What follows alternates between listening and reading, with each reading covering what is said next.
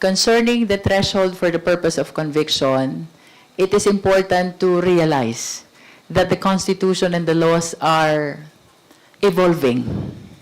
Why do I say that? Because the Constitution should be responding to the demands of time, just like any other law, no? And very enlightening itong nangyaring change of leadership sa Senado because it invited our attention to look into the doctrine behind Avellino versus Cuenco na in several occasions ay na-practice na rin ng Senate at nagkaroon na rin ng mga succeeding Supreme Court decisions along the same line, no? So, ang sa akin naman, let us anchor also our position on the mandate of the Constitution. Bakit tayo may mga senador?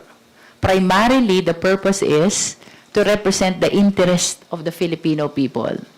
Kung ang ating senador ay nakakulong, nagtatago, nasa ospital, or nasa abroad, ito yung tinatawag ni Avellino versus Cuenco na beyond the coercive power of the Senate. And having said so, plus hindi mai-represent yung interest ng taong bayan, how are we going to consider them for the purpose of determining the threshold or the required number of votes? So, personal opinion ko lang.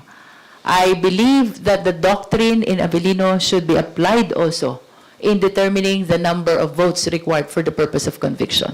That is my personal opinion. So dapat po bang bawasan? With the current situation, yes. The same way that it was reduced in the election of Senate President pro tempore and the rest of the chairwomen of the different committees of the Senate. Para sa House Prosecution Team, ilan ang base number ng senador na tinitignan nyo po ngayon? This is my opinion. If the voting will happen now, it should be 22 as well.